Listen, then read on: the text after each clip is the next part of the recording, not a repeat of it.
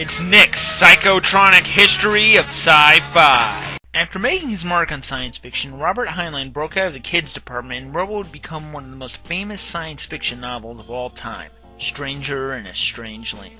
Originally titled A Martian Named Smith, the story is about a boy who was raised by Martians after a failed expedition to the planet and is brought to Earth, where he exhibits powers and abilities far beyond.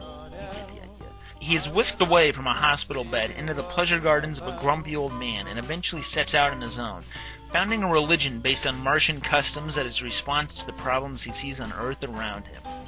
This was of course published in 1961, just a few years before the hippies and their free love movement came along, many of the ideals of which were inspired by this novel, with its ideas of everybody being in love with everybody else and living in a kind of shared marriage. Yeah, this book in LSD. He also coined the word Grok, a Martian term which means to reach a complete emotional understanding of something, like to totally experience another human being. It also means they should eat you after they die. There was even a guy named Tim Zell who founded the Church of All Worlds, modeled after the church in the novel in the late 60s, well into the period that it helped form. It won the Hugo Award when it came out, but this version was heavily edited, over 60,000 words being cut from the original manuscript. After his death, Heinlein's wife would arrange to have the original published, feeling the world was finally ready for it.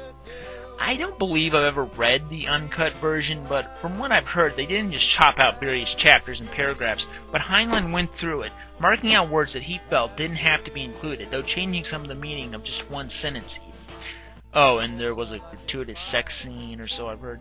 Stranger was of course a novel that focused more on story and character than the actual scientific aspect of it, a trend that would come to define science fiction for the rest of time, though still harken back to the simple days of wondrous technology. After this, Heinlein would go on to write many stories of libertarianism and free love, most of which devolved into very dirty stories of every sex act he could get published.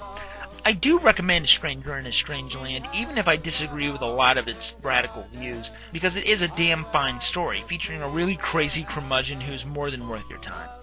The 60s would be a radical time for America and would include science fiction too, leaving its readers to marvel at what was to come.